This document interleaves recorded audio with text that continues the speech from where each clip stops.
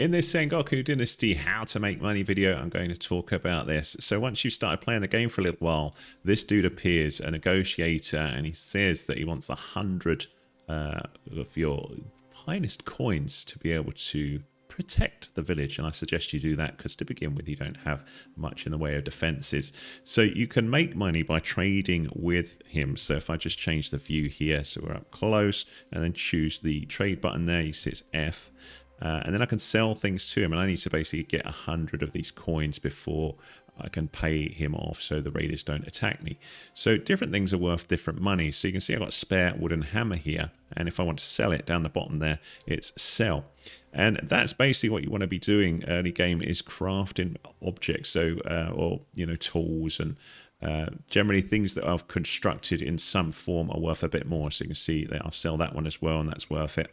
Raw materials tend to be worth a little bit less, and you want to be careful what you sell. It's probably worth more if you turn it into something else. So certain things that you can do, you can handcraft, and that's probably the quickest way of making money. So you can see I created that wooden hammer there from a log and some sticks, I think it was. I've got to go talk to you later. So if we trade again, you can see that quick I've made another 10 coins.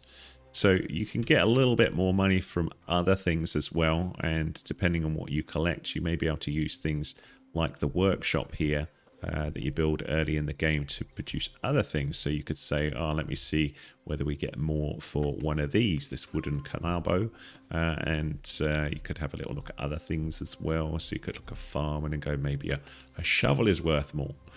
So you just go through and make whatever you want, but it's a bit of trial and error as to what's worth more and what's not. So things more advanced, so if you made something made of copper, like a copper pickaxe or some sort of copper weapon, or that's going to be a little bit better to pick. So if we go back to trade now, we can have a little look at these. So this is worth 14, so a bit better.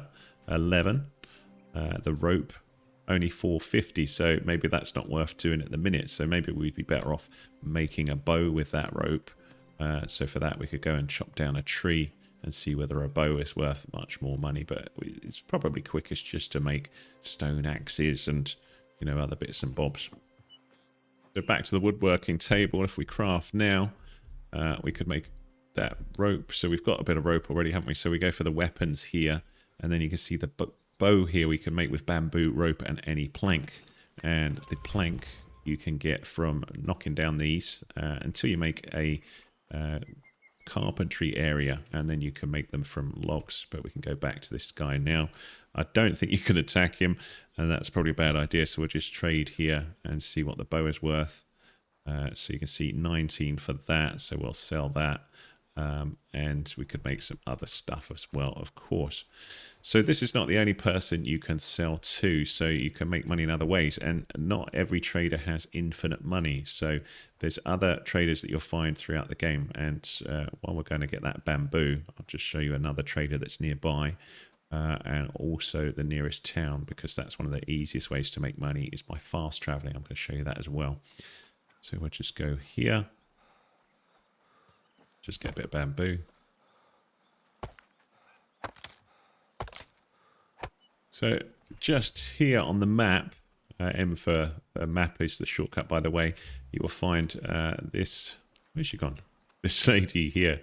And if we talk to them, you can see we've got the same trade options. So they've only got 164 coins, so not as much that you can get here, but we can sell things here. So we could maybe sell some cooked eggs, or go and make some other bits and bobs as well. Another way to make money is by fighting bandits. So you'll find bandit camps from time to time spread around the region. So there's 2 bandits in this area, and I've got a weapon assigned here, and I'm just going to try and get forwards enough that I can take on one of them.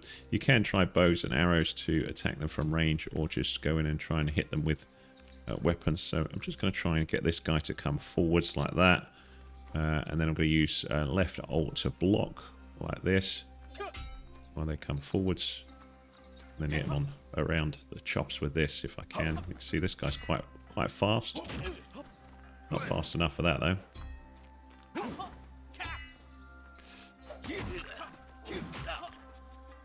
So we just do the battle. You've got to be careful of your stamina, because if you constantly block, it'll just run out. So if you unblock, then it'll be a little easier.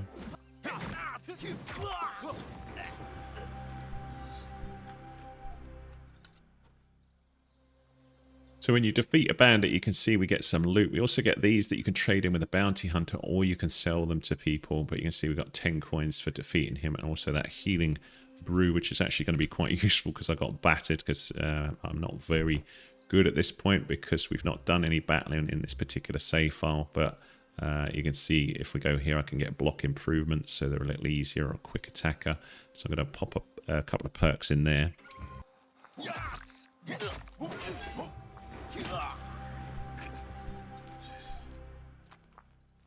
So when the loot is defeated, if you go into the little camp, you may find an enemy stash, which sometimes has something useful in. In this case, it had nothing, so not really worth doing. Here's some enemy stash. We got a bit of tea, so I'll take that. You can see here I've discovered a village. This is Enduro village, and expanding your network so you can find other places is really useful when trying to get more money, because when you go to these places, you'll find more traders. And that means you can flick between them to sell stuff once you've built up a big network of stuff that you want to sell. So again, we can go here and then sell some things here. But you can see much bigger purse there, 770 for us to sell to if we want. So we can sell this here. The other thing is, once you've unlocked that region, you can fast travel back to your place by finding these. These are fast travel locations.